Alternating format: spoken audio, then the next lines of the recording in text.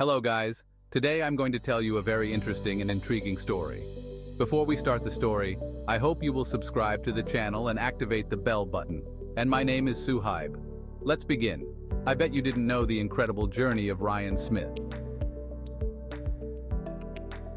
Ryan Smith was never one for the ordinary. From a young age, he felt the pull of distant horizons, a yearning for cultures far removed from his own. This wasn't mere wanderlust. It was a thirst for understanding, a desire to bridge the gaps between continents and connect with the human spirit in its myriad forms. He devoured books on ancient civilizations, his imagination ignited by tales of Silk Road caravans and nomadic tribes. He learned languages with an ease that hinted at a deeper connection to the world's intricate tapestry. Ryan's early travels were solitary explorations, backpacking adventures that took him through the bustling souks of Marrakesh and the serene temples of Kyoto. He immersed himself in local life, learning the nuances of customs and traditions, savoring the unfamiliar rhythms of daily existence.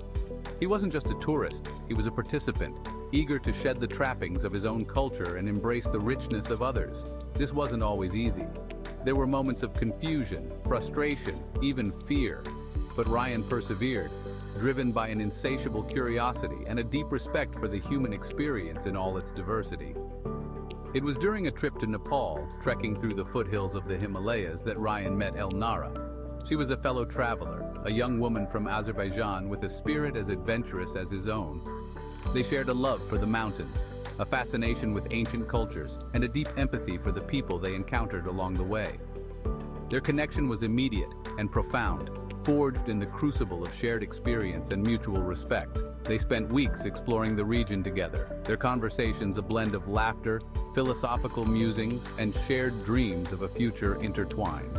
When they finally parted ways, it was with the promise of staying connected. Their letters traversed continents, filled with longing and anticipation. Ryan, back in his familiar world, felt a piece of himself missing. He yearned for the vibrant chaos of Baku, for Elnara's warm smile and the intoxicating aroma of Azerbaijani tea. He knew he couldn't stay rooted. The call of the unknown was too strong. Within months, he was on a plane, his heart pounding with a mixture of excitement and trepidation. He was returning to the East, not as a solitary explorer, but as a man embarking on a new chapter, a life shared with the woman who had captured his heart. Azerbaijan welcomed Ryan with open arms. The country, nestled between the Caucasus Mountains and the Caspian Sea, was a land of contrasts where ancient traditions met modern aspirations. Baku, the capital city, was a vibrant tapestry of cultures, its streets echoing with the calls of muezzins and the laughter of children playing in ancient courtyards. Ryan, guided by Elnara's love for her homeland, immersed himself in the local customs. He learned to navigate the labyrinthine alleys of the old city, haggling for spices and sipping strong black tea in dimly lit tea houses. He embraced the Azerbaijani hospitality, a warmth that extended beyond polite gestures to a genuine embrace of strangers as friends. Elnara's family welcomed Ryan into their fold, sharing their traditions and stories. He was captivated by the intricate beauty of Azerbaijani carpets, each one a testament to generations of skilled craftsmanship. The carpets weren't just floor coverings, they were narratives woven in wool, expressions of cultural identity and ancestral wisdom. Ryan, with his keen eye for detail and his deep appreciation for artistry, saw the potential for sharing these treasures with the world. He envisioned a business that would not just sell carpets, but would tell their story, connecting artisans with discerning buyers who valued the cultural significance embedded in each knot. With Elnara's support and her family's guidance, Ryan launched his venture. He traveled to remote villages, meeting with master weavers, learning the intricacies of their craft, and listening to the stories woven into each design. He treated the carpets not as mere commodities, but as works of art imbued with history and meaning. His passion resonated with buyers who were drawn to the authenticity and the stories behind each piece. Ryan's business flourished, fueled by his respect for the craft and his commitment to ethical sourcing. He ensured that the artisans received fair compensation, their skills recognized, and their traditions preserved. Their success wasn't measured solely in profits.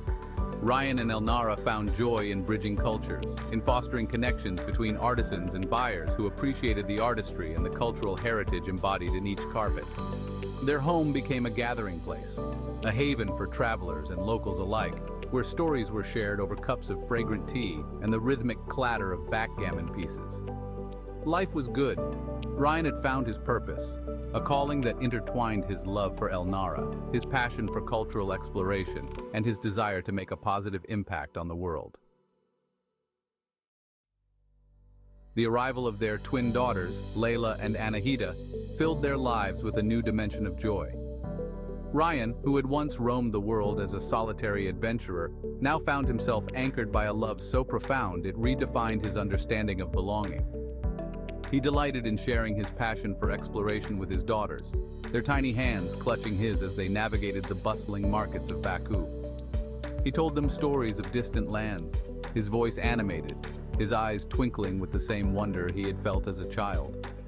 As the girls grew, so did their desire to explore beyond the familiar comforts of Baku. El Nara, ever the adventurer, shared Ryan's belief in the transformative power of travel. They decided to relocate to Georgia, a country nestled in the heart of the Caucasus, renowned for its dramatic mountain scenery and its rich tapestry of cultures. They found a home in a small village nestled in the foothills of the Svaneti region, a land of ancient towers and fiercely independent people. The villagers, initially wary of outsiders, were soon charmed by the family's warmth and their genuine desire to integrate into the community. Ryan, ever the entrepreneur, saw an opportunity to expand his business. He partnered with local artisans, showcasing their skills in woodworking, metalwork, and textiles. He organized cultural tours, leading small groups through the rugged mountain passes, sharing his knowledge of local history and traditions. He became a bridge between the outside world and this remote corner of the Caucasus, fostering understanding and appreciation for the region's unique cultural heritage. The girls thrived in their new environment. They learned Georgian, their laughter echoing through the cobblestone streets as they played with the village children. They embraced the local customs, participating in traditional dances and feasts. They developed a deep connection to the land, their imaginations ignited by tales of mythical creatures said to roam the mountains. Life in the Caucasus was a tapestry woven from adventure, cultural immersion, and the deep bonds of family and community. The allure of the mountains was irresistible. Ryan, an experienced trekker, had instilled in his daughters a love for the outdoors, for the challenge and the serenity of wilderness exploration. They had explored the lower slopes countless times, their backpacks filled with snacks and water, their eyes wide with wonder as they identified wild flowers and listened to the melodic calls of unseen birds. But the higher peaks, shrouded in mist and legend, beckoned with an irresistible allure. They planned their trek for early summer, a time when the mountain passes were free of snow and the wildflowers were in full bloom. They hired a local guide, a man named Irakli, who knew the trails intimately and had a reputation for his knowledge of the region's flora and fauna. He was a quiet man, his weathered face etched with the wisdom of years spent navigating the rugged terrain. He carried himself with a quiet confidence that instilled a sense of security in Ryan and El Nara. The first day of the trek was exhilarating. The air was crisp and clear, the sun glinting off the snow-capped peaks. Layla and Anahita, their backpacks dwarfed by their youthful enthusiasm, skipped ahead, their laughter echoing through the valleys. They marveled at the wildflowers, their vibrant colors a stark contrast to the austere beauty of the rocky slopes. They listened intently as Irakli pointed out medicinal herbs and shared tales of the mythical creatures said to inhabit the region. As they ascended higher, the terrain became more challenging. The trail narrowed, winding precariously along steep slopes. The air thinned, making each breath a conscious effort. The girls, their initial exuberance tempered by the physical exertion, relied on their father's encouragement and their mother's gentle hand on their backs. Irakli, his movements sure-footed and agile, led the way, his eyes constantly scanning the path ahead, his weathered face etched with a seriousness that belied the inherent danger of their surroundings. The sun began its descent, casting long shadows across the mountain slopes. They reached a plateau, a flat expanse of rock and scrub, offering panoramic views of the surrounding peaks. Irakli pointed to a cluster of trees in the distance, indicating their campsite for the night. As they approached the trees, a sense of unease settled over Ryan. He couldn't shake the feeling that something was amiss, a subtle shift in the atmosphere that sent a chill down his spine. The attack was swift and brutal. Irakli, caught off guard, was the first to fall, his body crumpling to the ground with a sickening thud. Ryan, his instincts honed by years of adventure travel, reacted instantly, pushing his daughters behind him, his body shielding them from the sudden eruption of violence. He caught a glimpse of two figures, their faces obscured by scarves, their eyes glinting with a cold, predatory intensity. They moved with a practiced efficiency, their knives flashing in the fading light. The fight was short and desperate. Ryan, fueled by adrenaline and a primal urge to protect his family, fought with a ferocity that surprised even him. He landed a blow, feeling the satisfying crunch of bone against his fist. But he was outnumbered, outmatched. A searing pain ripped through his shoulder, the force of the blow sending him crashing to the ground. He lay there, his vision blurring, his body racked with pain, his ears filled with the terrified screams of his daughters. Then silence. A silence so profound it felt like a physical presence, a suffocating blanket of emptiness. Ryan, his body battered and broken, struggled to rise, his eyes frantically searching for his daughters. They were gone, vanished. The clearing where they had stood moments before was empty, the only evidence of their presence the scattered remnants of their backpacks and the lingering echo of their screams. The aftermath was a blur of confusion and despair. The authorities, alerted by other hikers who had stumbled upon Irakli's body, arrived at the scene. A search was launched, but the rugged terrain and the approaching darkness hampered their efforts. Days turned into weeks, hope dwindling with each passing hour. The story, a tragedy that unfolded in the remote wilderness, gripped the nation. Newspapers ran headlines of the missing family, their photos plastered across television screens. The villagers, their initial shock giving way to grief, organized their own search parties, combing the mountains, their faces etched with a mixture of determination and despair. The investigation, hampered by the lack of witnesses and the remoteness of the crime scene, yielded few clues.